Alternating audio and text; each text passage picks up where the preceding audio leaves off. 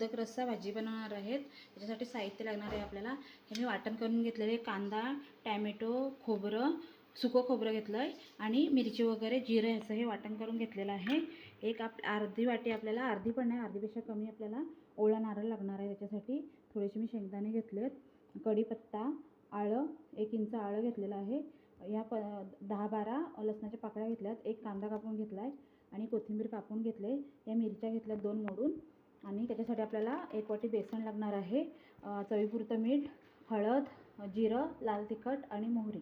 चला आता आपण 1 वाटी बेसन घेतलेलं आहे ना, ते मी टाकलीमध्ये काढून घेते. हे बेसन मी चाळून घेतलेलं आहे. आता याच्यामध्ये आपल्याला चवीपुरतं मीठ घालायचं आहे. चवीपुरतं मीठ घालते मी. आपण लक्षात ठेवायचं ह्याच्यामध्ये पण मीठ घातलं आहे असं. आणि थोडीशी हळद घालून घेऊया चिमूटभर.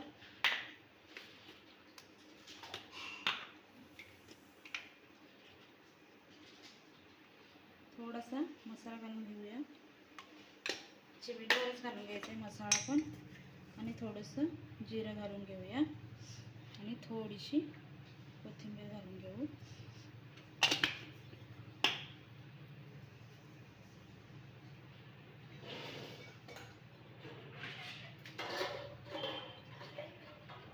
आपण जसं चपातीला गव्हाचं पीठ कणिक मळतो ना, तसं हे आपल्याला मळून घ्यायचं आहे.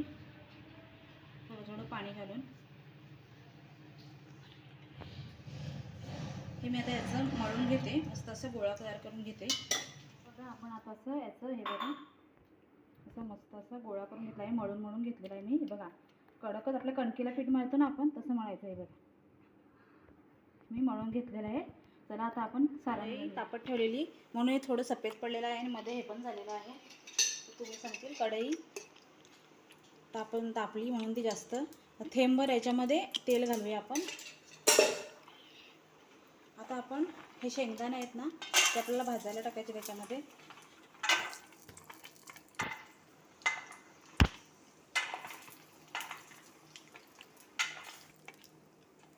बघा हे सर्व शेंगदाणे मी टाकून घेतलेले आहेत.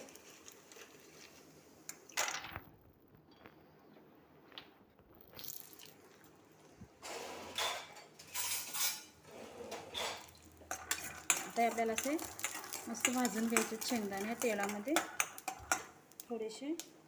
आता आपण हा ओला नारळ घेतला आहे ना, तो पण याच्यामध्ये घालून घ्यायचा.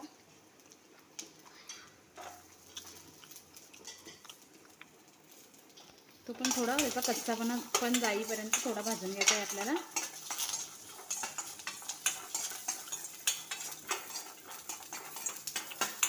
छान लागतात हे मोदक वडे रस्सा.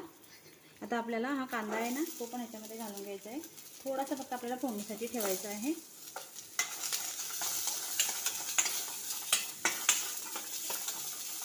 आपल्याकडे कधी भाजी नसते ना, तेव्हा हे पटकन करायचं. मस्त चमचमीत असं होते.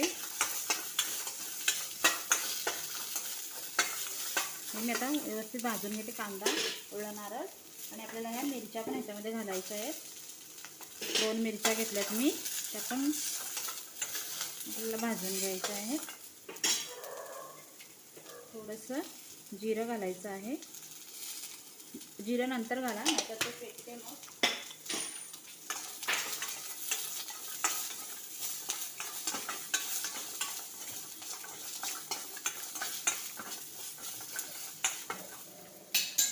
आपल्याला 3-4 पाकळी लसणाच्या घालायच्या आहेत आणि 2-3 पानं कढीपत्त्याची घालायची आहेत.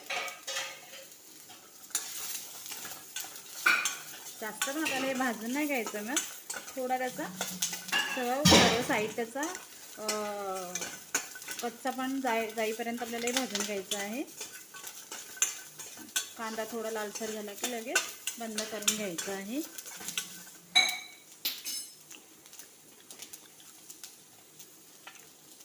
थोडीशी कोथिंबीर घालून घेते मी ह्याच्यामध्ये.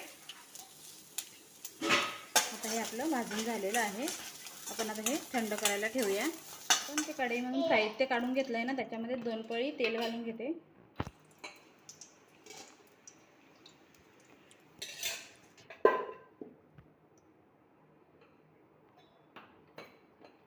आता आपली कढई तापलेलीच आहे. आता आपण 1 चमचा याच्यामध्ये जिरं घालून घेऊया.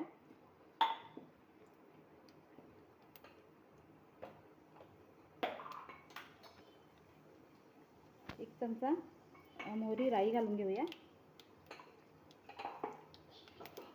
कढीपत्ता घालून घेऊया.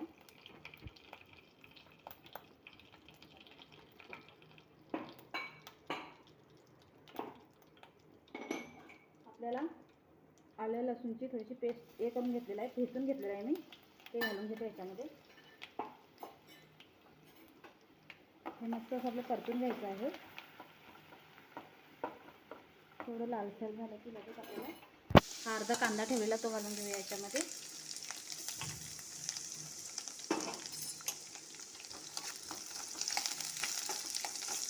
आता कांदा लालसर होईपर्यंत आपल्याला मस्त परतून घ्यायचं आहे.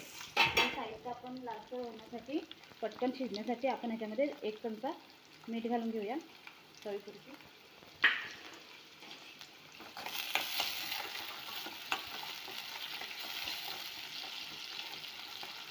आपण पातवडी रस्सा मासवडी रस्सा बनवतो ना, तसंच हे बनवायचं आहे. तसं हे थोडं वेगळं आहे रस्सा बनवायचा आपल्याला. आता आपण हे वाटण करून घेतलेलं आहे ना, ते घालून घ्यायचं याच्यामध्ये सर्व.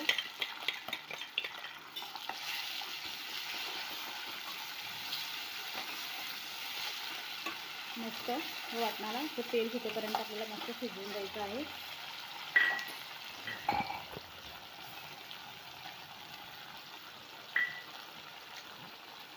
वाटणाचं छान सुगंध सुटलेला आहे घरभर. भाजी झाल्यावर तर छानच लागते.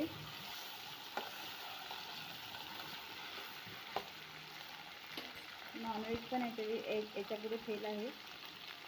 आता ह्याच्यामध्ये आपण 3 चमचे लाल तिखट घालून घेऊया. जास्त पण तिखट नाही आपल्याला. थोडीशी हळद. आपण आधी त्याच्यामध्ये पण हळद घालून घेतलेली आहे. 1 चमचाच हळद घालून घ्यायची आपल्याला.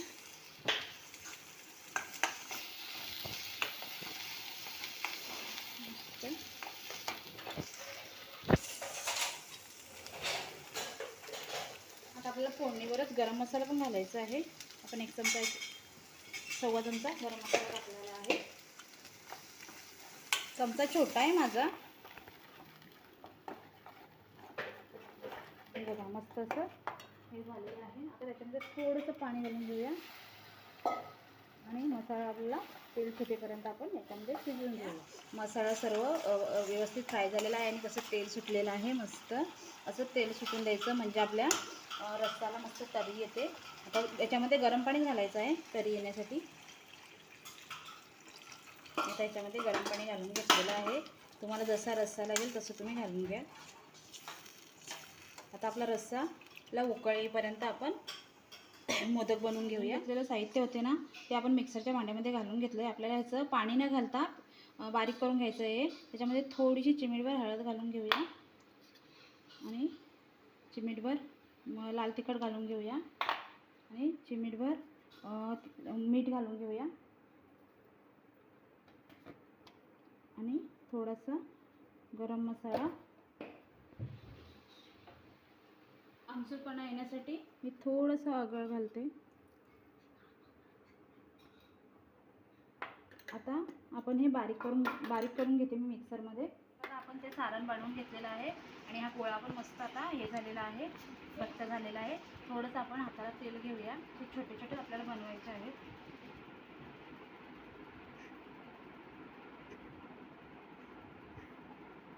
मोदकाचा आकार आलाच पाहिजे असं काही नाही.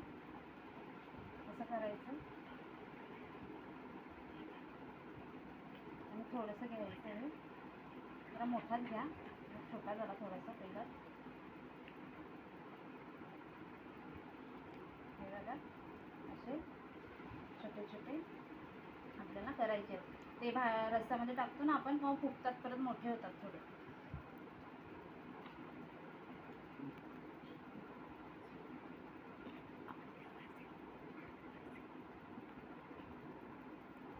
आपण मासवडी बनवतो ना त्याच प्रकारे आहे हे. मासवडी आपण थापून बनवतो.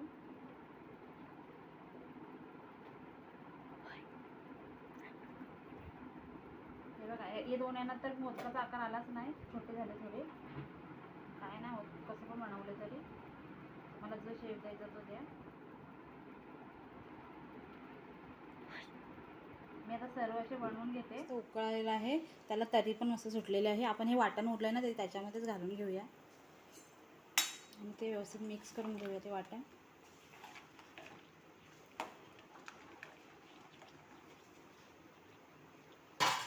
आणि आपल्याला गॅस आता मोठा करायचा थोडासा. आणि हे आपण मोदक बनवलेत ना ते ह्याच्यामध्ये घालून घ्यायचे सर्व. हे मोदक शिजल्यानंतर आपला रस्सा जाड होईल अजून.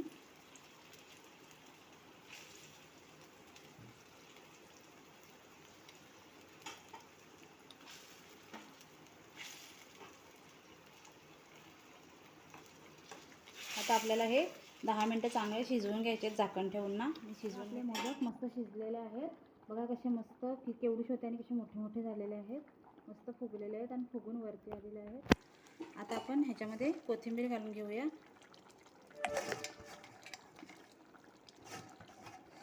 आणि आपली मोदक रस्सा भाजी रेडी आहे.